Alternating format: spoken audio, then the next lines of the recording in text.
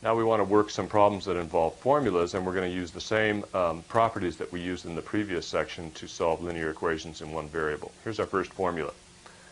We want to solve for y, and the formula is 2x minus 6y plus 12 is equal to 0.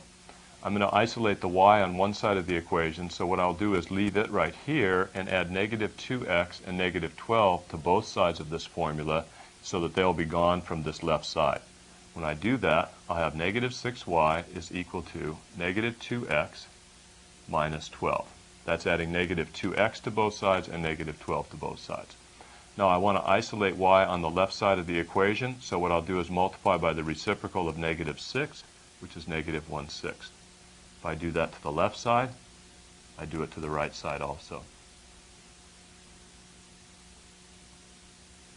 Now negative 1/6 times negative 6y gives me y, and negative 1/6 times negative 2x will be positive 2/6 x, which is 1/3 x, and then negative 1/6 times negative 12 is going to be positive 2. So there is my formula again. This time I've solved it for y. So y is equal to negative 1/3 x plus 2.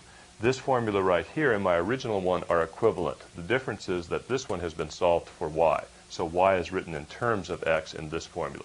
Here's our next one. Solve for v, and the formula is h equals v times t plus 16t squared.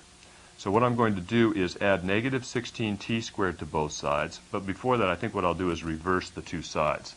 So I have v times t plus 16t squared is equal to h, just so I can isolate my v on the left side of the equation.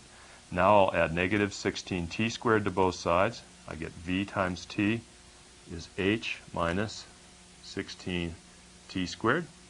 Now I keep my eye on the variable I'm solving for, which is v, so I want to get rid of this t right here. I'll divide both sides by t or multiply both sides by 1 over t. Either way, I'll have v is equal to h minus 16t squared, all divided by t. So that is this formula right here solved for v. So when I solve this formula for v, I end up with this expression right here. Now you don't want to weaken and try to divide out these t's. You can't do that. As you'll see when we get to the chapter on rational expressions, there's a way to go about doing this division correctly. For right now, though, there's no dividing out those t's. Let's try one last example. I want to solve for x. Ax plus 4 is equal to bx plus 9.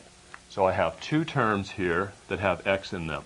Let's get them both over onto the left side of the equation and all the other terms onto the right side.